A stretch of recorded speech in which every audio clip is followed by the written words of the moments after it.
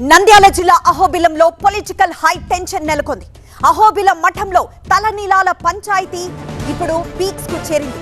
అఖిలప్రియ సవాల్ స్వీకరించారు గంగుల విజేంద్రరెడ్డి.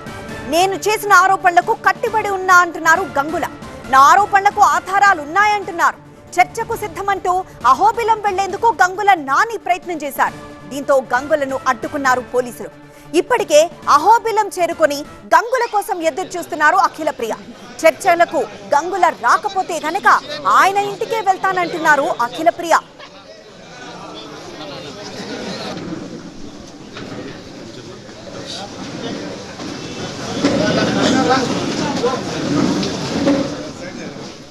నిన్న తనపై గంగుల నాని చేసిన ఆరోపణలకు స్ట్రాంగ్ కౌంటర్ ఇస్తూ సవాల్ చేశారు ఎమ్మెల్యే భూమా అఖిలప్రియ. ఆమె ఇంకేమన్నారో చూద్దాం. గంగుల విజేంద్ర చాలా లెక్కలు చెప్పినాడు. ఇన్ని లెక్కలు కాదు, ఒకటి నేను చెప్తున్నా.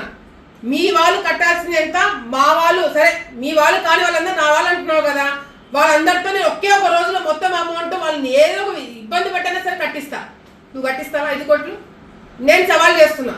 నువ్వు ఎట్లా సవాల్ స్వీకరించావు? నీ పార్టీకే ఆ బుద్ధి లేదు. నేను ఈరోజు సాయంత్రం వరకు నీకు అవకాశం ఇస్తున్నా. ఈరోజు సాయంత్రం వరకు నీకు టైం ఇస్తున్నా. కంపల్సరీగా నువ్వు సమాధానం చెప్పి తీరాల్సిందే. ఈరోజు అహోబిలం పోదాం, డిబేట్లో కూర్చుందాం. నువ్వా నేనా? నువ్వు నేను చేసే అవినీతి నువ్వు బయట పెట్టు, నువ్వు చేసే అవినీతి నేను బయట పెడతా. ప్రజలు ఎవరికి నమ్మి ఓట్లేస్తారో చూద్దాం. నేను కానీ ఓడిపోయాను అనుకో, రేపు పొద్దున చంద్రబాబు నాయుడు వస్తున్నాడు, కాళ్ళకు నమస్కారం పెట్టి నా రాజీనామా ఆయన కాళ్ళకాడ పెట్టి మళ్ళీ ఆడగడ్డలో అడుగు పెట్టకుండా నేను ఎన్నిక తిరిగిపోతా. అదే నువ్వు ఓడిపోతే లక్షల మంది నరసింహస్వామి భక్తులకి నువ్వు క్షమాపణ చెప్తావా? నువ్వు రెడీయా?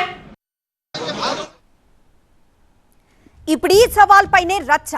ఇప్పుడు అహోబిలం దగ్గర ఏం జరుగుతుందోనన్న ఉత్కంఠ నెలకొంది. మరోవైపు అహోబిలం వివాదంపై మంత్రి ఆనం స్పందించారు. అహోబిలం పీఠం దేవస్థానం ప్రభుత్వ పరిధిలో లేదు. స్థానిక నేతల వివాదంలో నేను జోక్యం చేసుకోను అన్నారు ఆనం. అది అహోబిలం పీఠం అనేటువంటిది, ఆ మఠం అనేటువంటిదే దేవాదాయ శాఖది కాదు, అది ఆ పీఠాధిపతులది మఠాధిపతులది అని చెప్పి ఉంది. దాని మీద కొంచెం క్లారిటీ లేదు, న్యాయస్థానాల పరిధిలో ఉంది. ఇప్పుడు దాన్ని నేను మాట్లాడడం కూడా బాగుండదు. కింది స్థాయిలో వాళ్ళు మాట్లాడుకున్నారంటే మాట్లాడుకోవచ్చు, వాళ్ళ పరిధి.